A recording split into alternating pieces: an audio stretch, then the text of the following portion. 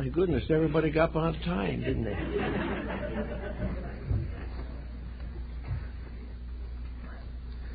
Well, it's a number of years ago, to be exact, about the time of the dropping of an atomic bomb at Hiroshima, the age of materialism came to an end.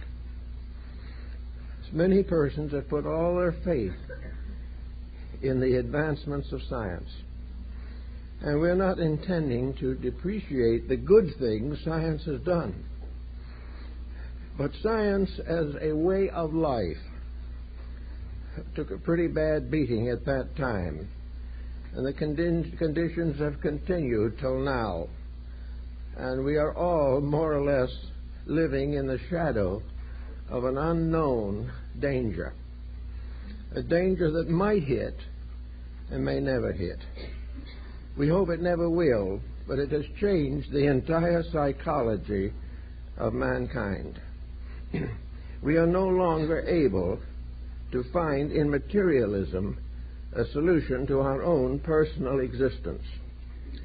I know a number of materialists took one view on the subject which gave them great consolation.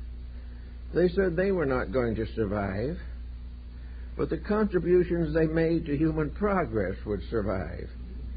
Those who came after them would give them a kind of vicarious immortality.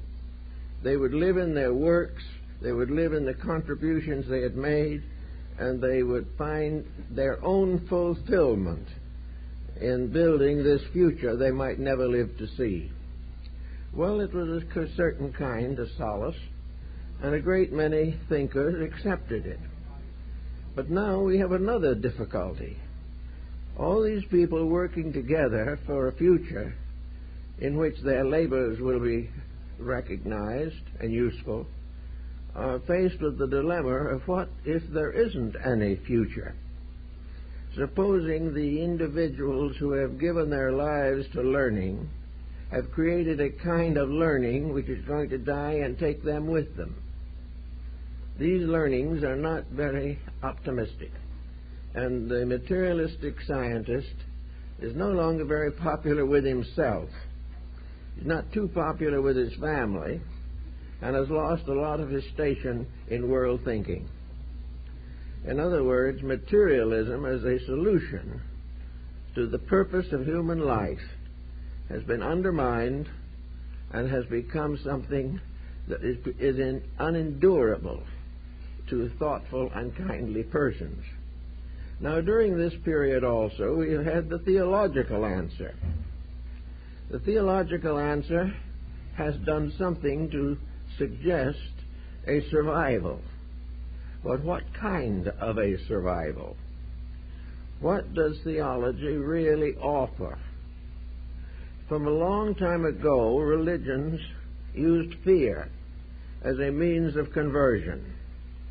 They warned human beings while they were alive that if they did not follow certain religious tenets, they will come into serious troubles after death. And out of all this came a concept of heaven and hell. Heaven for those who believed, hell for the unbeliever. A particularly good heaven for those who belong to certain groups, and a rather doubtful heaven for the rest.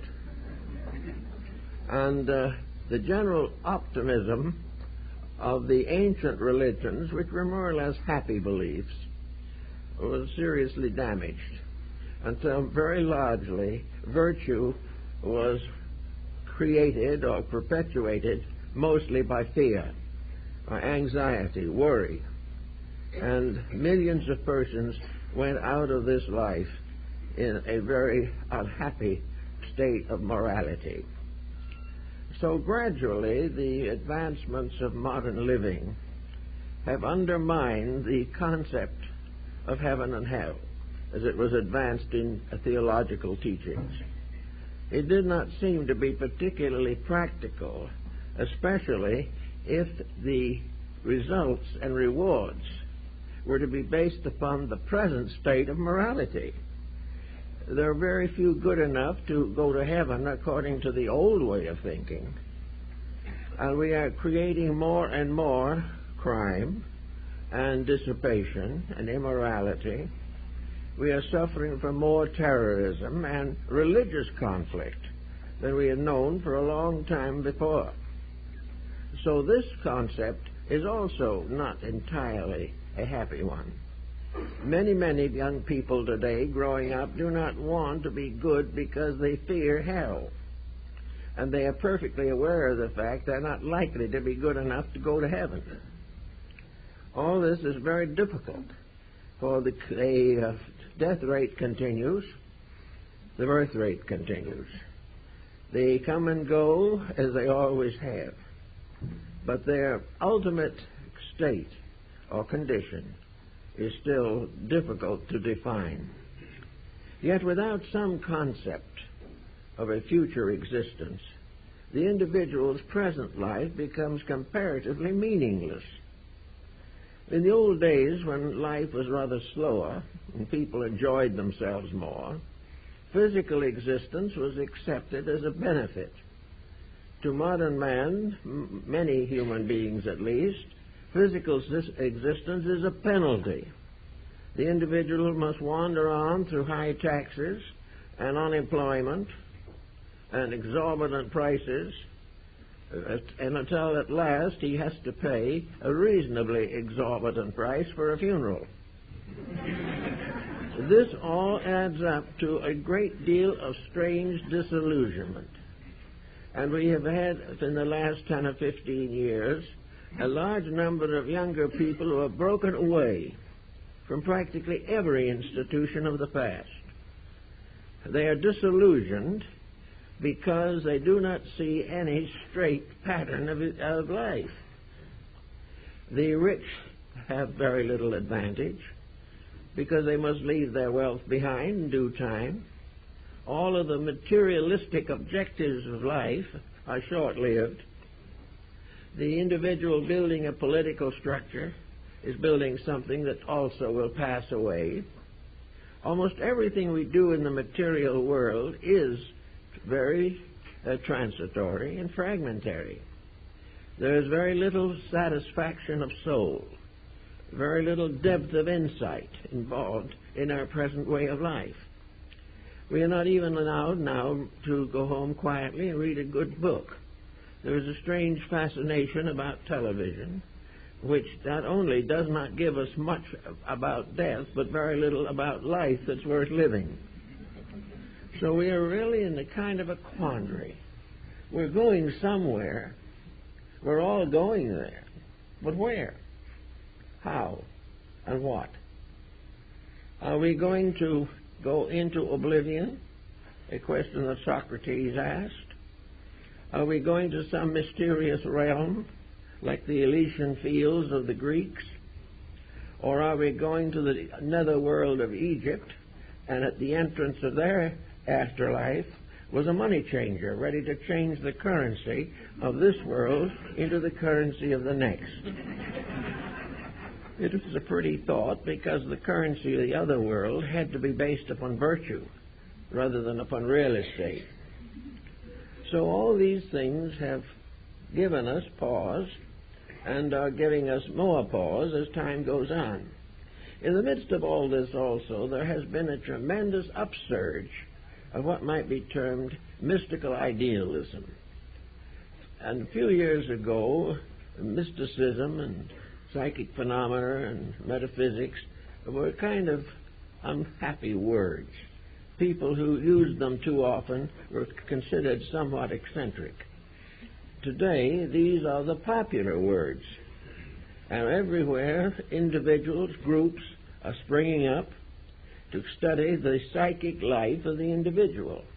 The literature on the subject is becoming massive.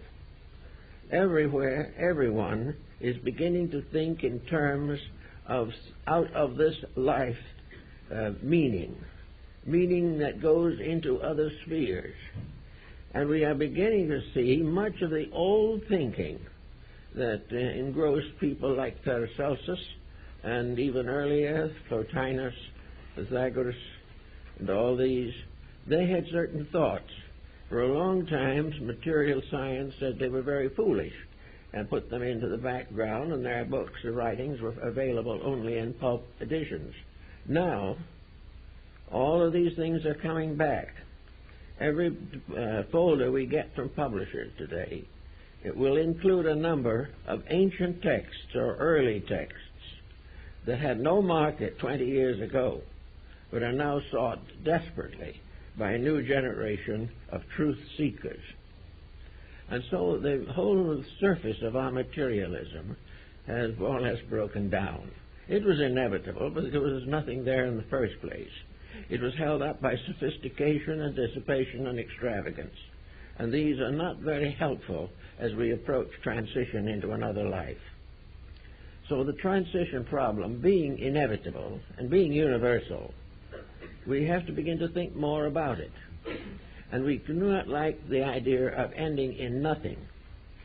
And we're not too pleasantly looking forward to the various decisions of the theological purgatories.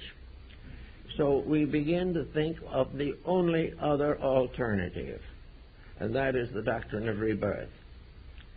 Today, according to a publication I saw somewhere, I can't quote it, but it's in substance, nearly 10% of the people of this country now believe in reincarnation. There's probably more than that, because, of course, there is no way in which they're all going to stand up and be numbered. But the belief in rebirth is spreading very broadly through the world at the present time. It used to be but largely limited to the Eastern Hemisphere, where it had a considerable following. We may say, for instance, that even today, or maybe 100 years ago, there were at least 1 billion reincarnationists in Asia. But this has more or less been left vacant as far as the Western world is concerned. A few progressive thinkers and idealists played with the idea, and some mystical organizations stood firmly behind it and insisted that it was true. But at the same time, there was not very much popular interest. But now the popular interest is increasing. Not only the interest in reincarnation, but an interest in practically every mystical or metaphysical belief of the ages. We are digging back into the past to find something to live with now. We are not pleased with the prospects as they appear, and we are not producing out of any of our learned institutions the type of idealism which is satisfying to weary, world-worn human souls. The intellectuals, the academics still insist on clinging to their own way, but they are getting fewer followers every day. We just cannot live much longer with nothing to look forward to, or something to look forward to that looks more dangerous than being here. This is not the type of situation that will bring any real comfort or consolation. Now, we have to face these problems with a certain amount of internal intelligence. Most of the matters that relate to invisible concerns, and most visible concerns emerge from the invisible. Most of these invisibles are not to be handled within the scope of modern scientific progress. We cannot physically produce the evidence that might be required. We can't build a computer as yet that will do the job successfully. We cannot demonstrate scientifically a mystical universe, but we can internally experience the need for it. And we also have the consolation of realizing that while we cannot prove it physically, academically, the academical people can't prove their materialism any better. In both cases, it's an assumption. And the difference is that the materialist feels he has the advantage because certain material objects he can see and touch. But as these retire into his inner life, they become invisible, just as in every other case. So today, we are living in a world in which the belief in physical things is weakening, and the belief that there is something behind physical life, more important, is gaining strength. We also are falling into a whole group of social problems that are becoming an unbearable nuisance. These problems are involved in home life, in the rearing of children, in employment, health, all the different phases of life. And it becomes increasingly obvious that without some kind of a moral structure, we are not going to be able to handle crime, we are not going to be able to bring up children as useful citizens, or preserve the idealistic values of art and music and literature. We are not able to do any of these things unless there is some internal strength within ourselves. Not long ago, several great paintings came up for auction. Some of them were great classical works that have stood the test of ages. Some of them I would regard as rather poor. The rather poor ones brought the larger price at this particular auction. And pieces of so-called art, alleged art, with no significance of any kind, bring millions of dollars from people who have millions of dollars and very little taste. This situation goes on, and we see it coming back at us in every direction. In fact, it is becoming evident that the world is passing into a cycle of bad taste. It is coming into a cycle of disillusionments, of debasements of value, and of the gradual determination to avoid all moral responsibility. The individual must now live in his own joy, and he's very unhappy over it. The joy isn't doing anything. We feel, many people feel, that the individual has a right to live the way he thinks he should. Well, this would be better if he did little thinking, but that isn't part of it. The main answer to this pattern is that the individual wishes to remove all restraints upon personal conduct. He wants to do as he pleases, live as he pleases, think as he pleases, but he doesn't die as he pleases. He gets that as a bonus.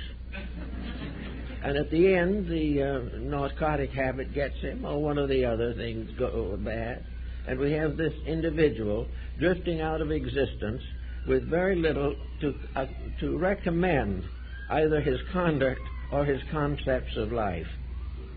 Now, all this is hitting people who are basically pretty bad thinkers, and they're not very happy about it. And in this interval, we find the solution that has been advanced by the ages as a true answer to a problem that has to be faced in some way. That reincarnation is probably the best answer that man has ever devised. Now we can say that man has devised it. Of course, it is not only sanctified by veneration, but it appears in the scriptural writings and teachings of most nations. It is a very definite part of human knowledge, human conviction, human belief, and human hope. Therefore, today, we are turning in this direction, realizing that we actually are creatures in midstream. We are not good enough for a heaven worth being in. We are not bad enough to be retailed into some mysterious inferno. We are here to grow. We are here to improve. We are here to build better lives for ourselves and each other. There is a purpose of some kind, although a large number of persons have never discovered that. They're not sure, but they are sure that they're here. And they are sure that they're living in a very wonderful world, in spite of the efforts of the human being to deteriorate it and destroy it. We are here in the presence of a great universal plan that extends beyond the horizons, into the abstractions of space. We are here with all kinds of hopes and fears and ideals and convictions. And it is very necessary for us to make the most of these convictions. Thank you very much. We are here to do something to grow the world we want to live in. Now, we are testing out all kinds of solutions.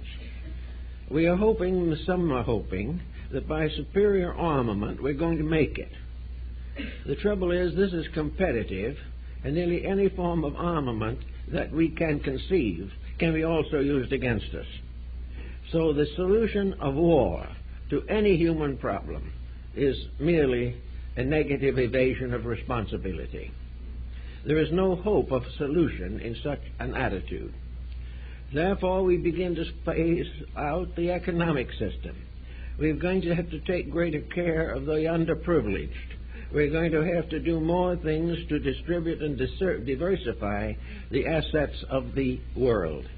We look a little careful at this particular point of view, and we discover a world of shrinking resources. We are cutting down the timber, draining off the earth, and destroying most of the inhabitants of the world in which we live, both human and otherwise. We are struggling against resources which we have wasted and are continuing to waste because of lack of any moral or ethical conviction. And even many religions make no point of this. They make no point of wasting natural resources. Some realize it, but all private citizens experience it. We experience the need for economy. We experience the need for getting together, living together, and having a purposeful existence.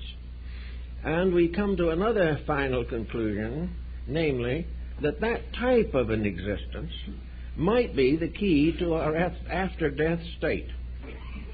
Reincarnation is based upon the fact that we are growing creatures in an evolving structure. We are living out day by day the plan of nature. And we are also facing, as Socrates also pointed out, we are facing the payment of sin every day. Now, sin does not mean evil. The word itself means shortcoming. And therefore, a sin of omission is the type which we mostly suffer from. We do not do that which is best or necessary, and by second best and third best selections, we fall into trouble and error and discomfort. Actually, according to the Oriental philosophers, who seem to be pretty good on this thought, we are here to grow, to fulfill, to perfect not only ourselves but our world, and produce a safe environment for each other that can endure as long as the mysteries of growth remain incomplete. We should be able to look forward to thousands of years of peace, thousands of years of growing integrities, in which we daily outgrow some small part of our smallness and emerge into some small part of our largeness that lies beyond. We are here for a purpose. We are here to get over our own mistakes. We are here to find that sin does not pay, also that crime is expensive. We are here to do things right. And it is obvious that we're not quite ready to make this jump into security which the world needs. But it's coming. And even today we notice in society a marked determination to put values into better relationships. We are beginning to recognize the importance of building friendship, comradeship, cooperation, and common affection for each other. We are moving gradually from a very competitive way of life, which is gradually destroying not only ourselves but the planet on which we live, and a cooperative way of life in which man and nature in cooperation can conserve resources, fulfill the needs of existence, and build a credit system for good deeds well done. This is all part of the problem that we face. And in order to have time enough to do some of these things, we have to struggle with the one life concept of existence. One life is a very short time in the great cycle of things. One life in each individual case is variously conditioned. The average person is not born into a completely fortunate environment. He may be rather well situated, but he may also be physically infirm. He may be in an environment in which there is little opportunity for growth. We cannot say for certain that each individual can be legislated into a state of grace. It's just not possible. But we are all here to grow. And in order to grow, each individual must gradually become a little better than his own past. He must gradually develop in himself those values which in the end will protect his place in space just as much as his present local environment. So we begin to think in terms of reincarnation as a simple way of preserving natural honesty. In other words, if we live in an honest universe, and practically every philosophy and religion of importance in the world believes this, then we have to be honest ourselves. And we have to face the consequences of action. In the smaller way of life that we call a personal embodiment, from the cradle to the grave, we are constantly in the face of debt. We are constantly doing things for which there must be some type of a penalty. We are thoughtless, we are unkind, we are cruel, we are dishonorable, and the result is that there is a reaction that is not pleasant. Now, we always seem to blame this reaction upon someone else. We don't like to assume the fact that we have a system built into our own natures by which compensation is appropriate to the needs of occasion. We do not realize that we cannot be destroyed by someone else. We cannot be saved by someone else. The whole process of growth rests upon the development of the integrities by means of which we protect our own individual existence. This way of growth is not a difficult thing. It is apparently difficult when the individuals involved are isolated in the midst of a highly competitive system. But in fact and truth, cooperation is a comparatively simple thing. It is simply the individual doing what he probably instinctively would do if penalties did not prevent. We do not want war. We do not want crime or poverty. But we do not individually know how to control the processes by which these things are created or caused. They all start in ourselves somewhere. The entire system of human regeneration is locked within each individual himself. He is the cause of his own evil and the cause of his own good. He is the cause of his own difficulties, and he must be the cause of their solution. And he can be, because within himself is an equipment capable of meeting every emergency of human life. But this equipment has to be used properly. It has to be dedicated to some cause that is important enough to require a great deal of personal attention. Now, all physical causes and all physical consequences are very ethereal and ephemeral. The individual trying to solve all things in terms of his own physical existence is wrong to start with. There is no way in which the individual can cure his internal ills by merely changing his environment. Lots of people would like to wish it. But if a person with a poor nature enters a good environment, he will not improve, but the environment will be damaged. Each person must solve his own problem. And in solving his own problem, pay his own bills, take care of his own future, plan an intelligent way of existence for himself and those dependent upon him, and do all that he possibly can to increase the internal stability of the society to which he belongs. Therefore, reincarnation becomes a means of facing into yourself. It is the beginning of spiritual, moral, and ethical honesty. It is a final proof that you cannot be saved by somebody else, that you cannot be perfected without growing yourself, and you cannot be better than you are unless you make yourself better than you are. Now, the little difficulty that seems to be showing up at the moment is that while most people are becoming interested in this, there is a kind of weakness involved in the present program.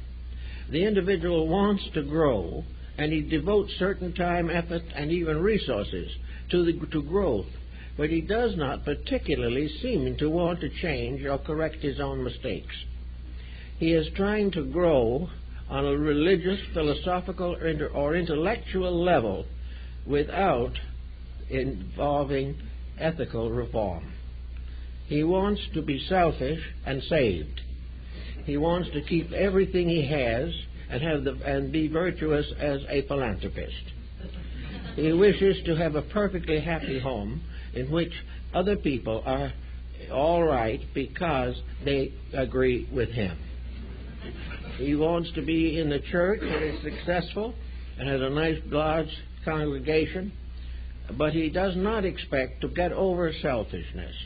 He does not expect to change in his business life policies which are corrupt or dangerous to integrity.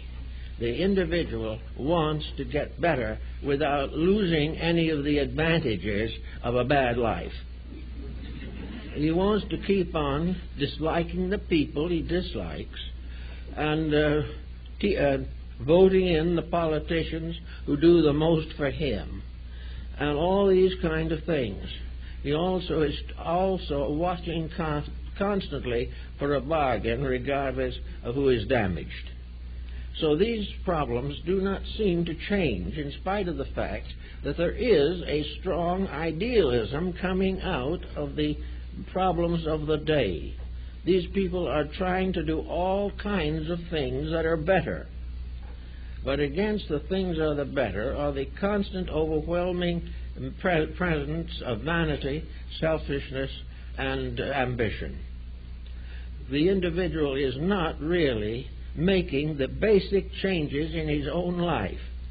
And as a result of that, the legislations we hope for are not successful. The reforms we try to vote in, even if they are voted in, do not make much of an impression upon the vices for which they were intended to be the corrections. Now, this brings us right back now to the ethical system of reincarnation. It is one of the greatest legalistic solutions the world has ever had to its problems. It simply states very clearly that what you sow, so shall ye reap. Or as Buddha put it, the ox and the cart.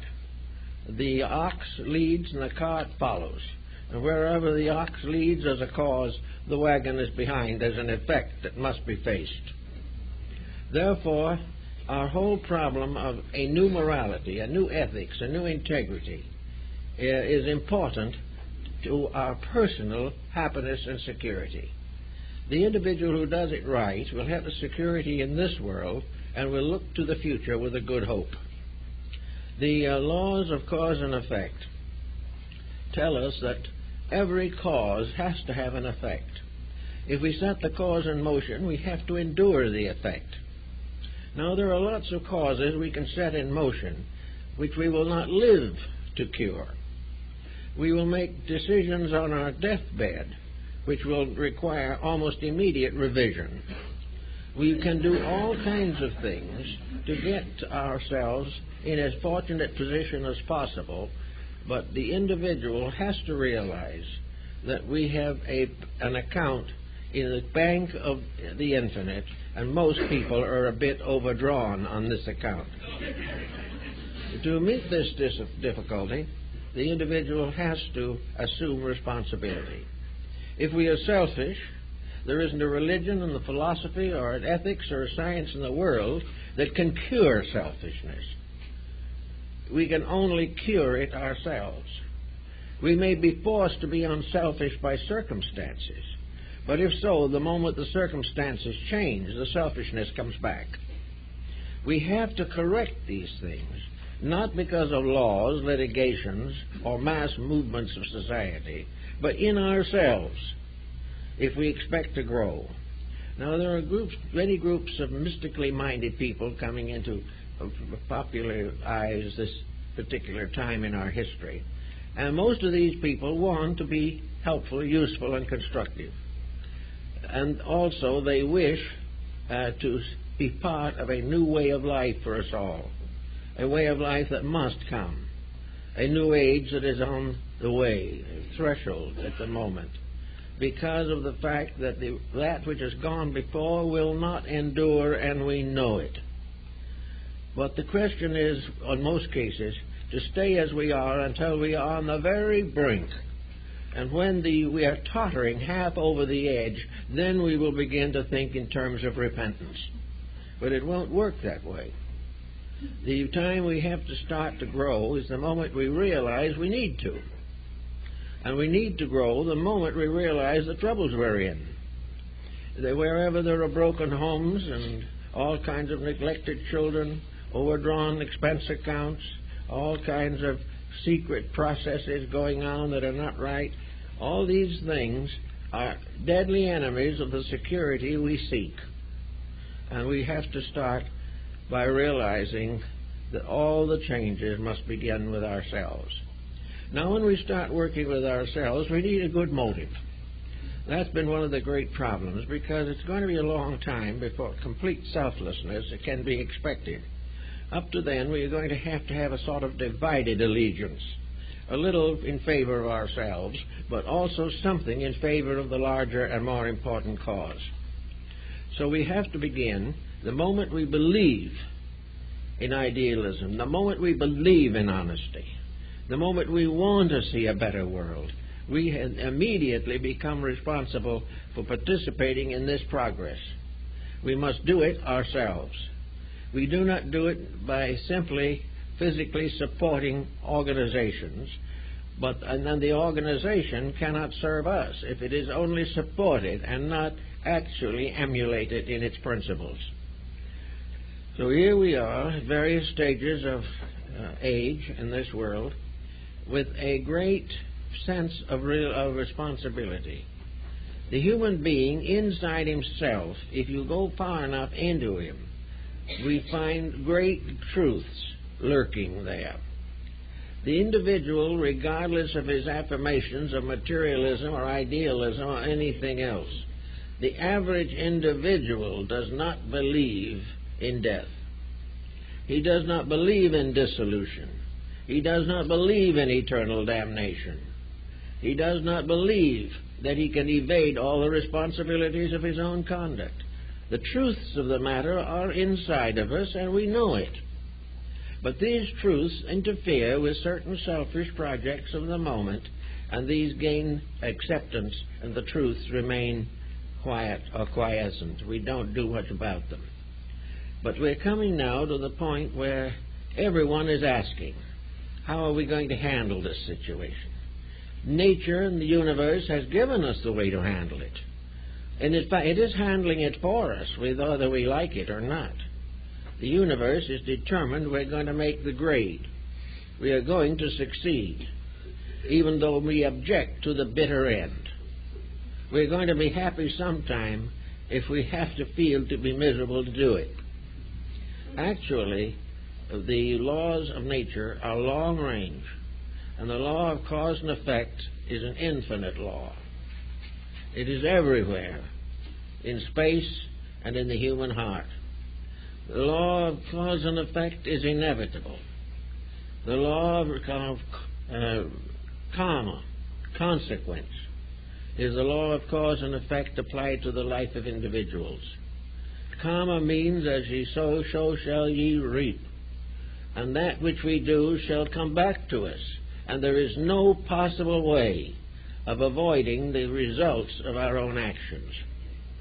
We can escape them for a moment, but those things which have been done in secret are known to the one person that is important, our own inner self. There is no escaping it. Karma must operate.